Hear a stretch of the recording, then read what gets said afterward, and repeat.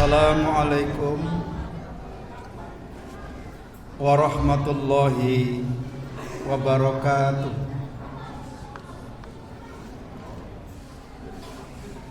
Alhamdulillah,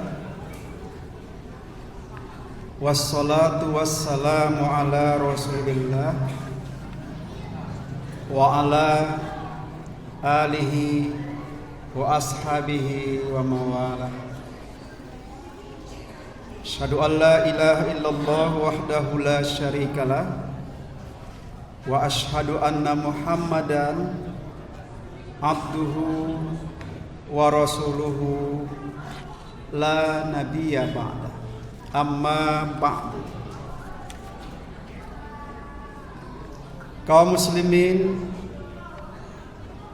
hadirin wal hadirat yang dirahmati oleh Allah, cukup banyak petunjuk agama yang berkaitan dengan percakapan. Bahkan di dalam Al-Quran banyak dialog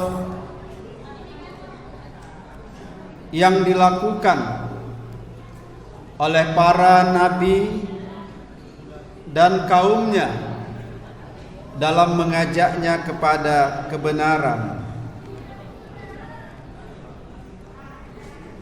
Topik kita pada kesempatan ini berkaitan bagaimana Islam memandang etika berdialog. Dalam Al-Quran Surah An-Nisa ayat 9, Allah berfirman, wal yakhshal ladzina law taraku min khalfihim dzurriyyatan di'afa khafu alaihim falyattaqullah wal yaqulu qawlan sadida. Ujung ayat itu berkaitan dengan tuntunan dalam percakapan manusia. Wal yaqulu qaulan sadida. Katakanlah kepada mereka, ucapkanlah kepada mereka perkataan yang benar. Ayat ini bukan saja menuntun orang-orang yang berkata benar, tetapi juga bagaimana kata-kata itu mengandung kebaikan. Ada unsur keindahan dan apa yang disampaikan tepat pada sasaran. Agama tidak melarang seseorang untuk berbicara, untuk bertanya, untuk mengeluarkan pendapatnya. Tetapi agama melarang orang yang berbicara itu tidak sesuai dengan kapasitas dan pengetahuannya. Wala taqfu ma laysa laka bihi ilm. Inna sam'a wal basar wal fuad kullu ulaika kana anhu mas'ula. Jangan kamu berbicara tanpa ada dasar pengetahuan basic yang berkenaan dengan apa yang kamu bicarakan. Karena penglihatan hati akan dipertanggungjawabkan terhadap apa yang kamu ucapkan. Ada satu tradisi ketika mengajar seorang profesor di Universitas Al-Azhar Kairo, Mesir. Kalau ada pertanyaan mahasiswa kepada profesor, kalau pertanyaannya itu menurut profesor itu bukan bidang untuk dijawabnya, maka ia mempersilahkan dosen-dosen lain yang sesuai dengan bidangnya. Jadi seorang guru besar tidak malu di Al-Azhar Mesir itu untuk agar mahasiswa itu bertanya dan meminta tanggapan dari dosen-dosen yang bukan bergelar profesor. Inilah salah satu etika yang berlaku di Al-Azhar University Kairo, Mesir. Etika menurut Ibnu Khaldun dalam mukaddimahnya sangat diperlukan dalam kehidupan manusia, terutama dengan topik kita hari ini yang berkaitan dengan dialog,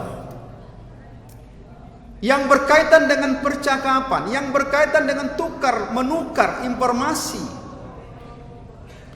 Kadang hati kita sangat miris ketika kita menonton di layar televisi, di media online dan sebagainya, ada perdebatan yang perdebatan itu tidak bernas, yang kadang-kadang menyudutkan lawan bicara dan merendahkan martabat orang lain.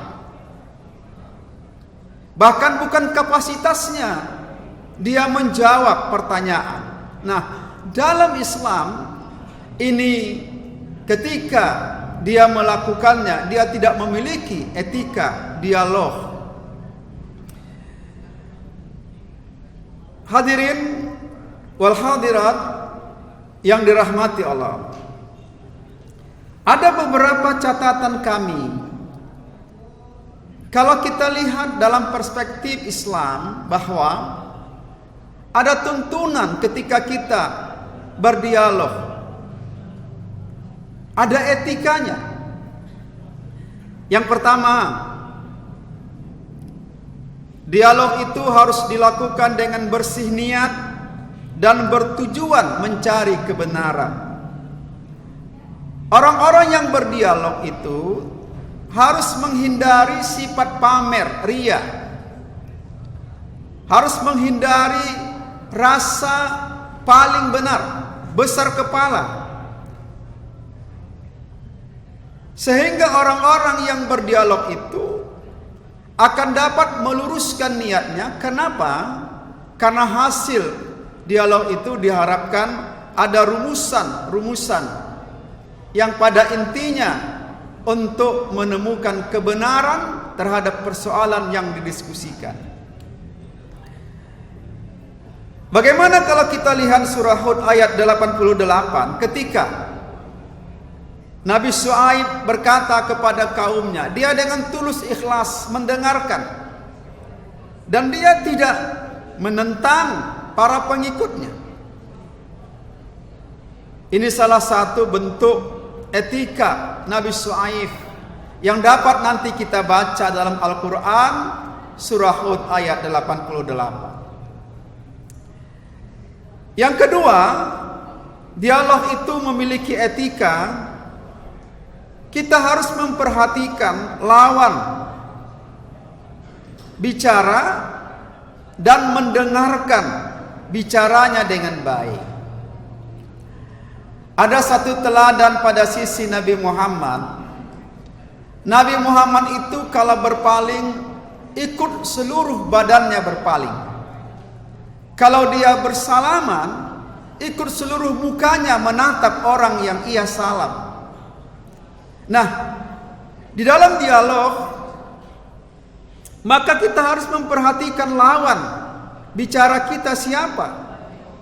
Dan ketika dialog berlangsung, kita harus sabar menunggu sampai orang itu berhenti dalam bicaranya, baru kita bertukar pikiran lagi untuk menjambung apa yang menjadi topik pembicaraan.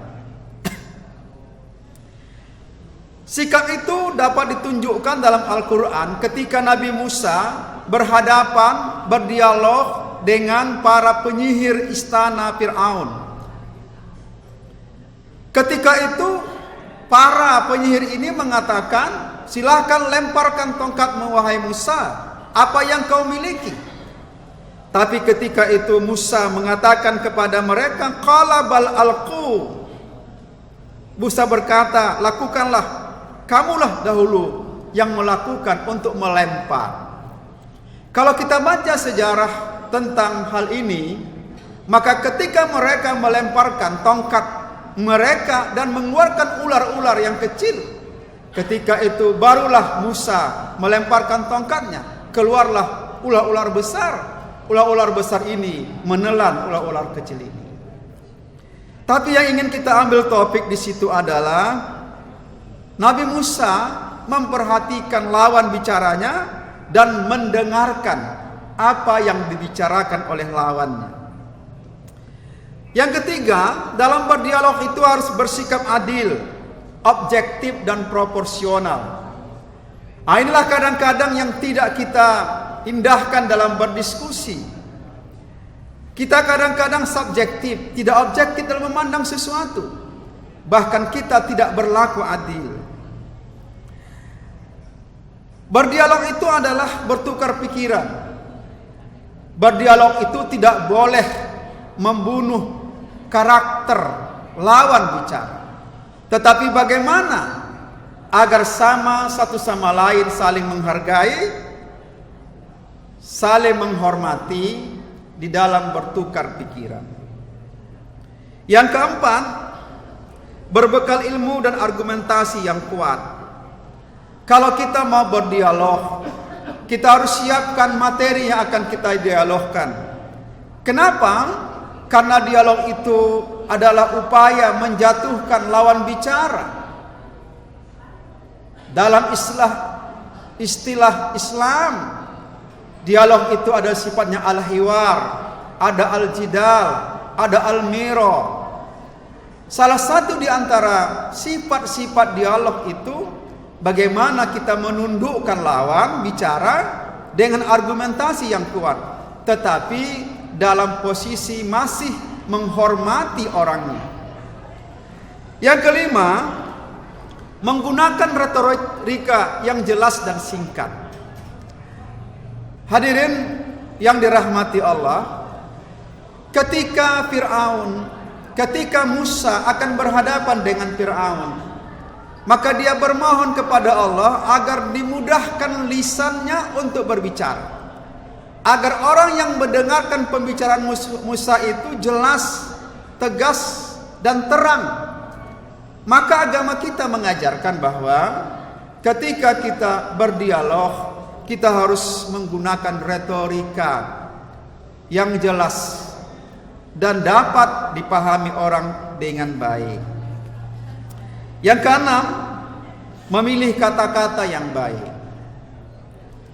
Kata-kata yang santun, kata-kata yang menghargai dan menghormati orang lain. Fabima rahmatin minallah lintalahum walau kunta fadzan ghalizal qalb lam faddu min haulik fa'fu anhum wastaghfir lahum wasyawirhum fil amri fa iza azamta fatawakkal 'alallah innallaha yuhibbul mutawakkilin. Salah satu apa yang dimaksud ayat ini adalah agar kita bertutur kata dengan penuh kelemah lembutan. Yang kedelapan, dialog itu harus menghormati lawan bicara. Yang kesembilan, menghindari fanatisme yang berlebihan. Dan yang kesepuluh, dalam perspektif Islam, dialog itu menghindari sikap ngeyel. Apa itu sikap ngeyel? Sikap ingin menang sendiri, sikap tidak mau mengalah. Dalam Islam, kita harus satu saat mengalah.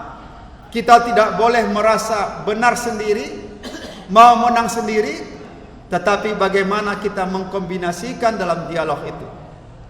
Ud'u ila sabili rabbika bil hikmah wal mau'izatil hasanah wajadilhum billati hiya ahsan. Allah berpesan, serulah, ajaklah manusia dalam bentuk percakapan salah satu di antaranya ke jalan Tuhanmu dengan cara-cara hikmah bijaksana, pengajaran yang baik, dan berbantah dengan cara-cara bantahan yang baik.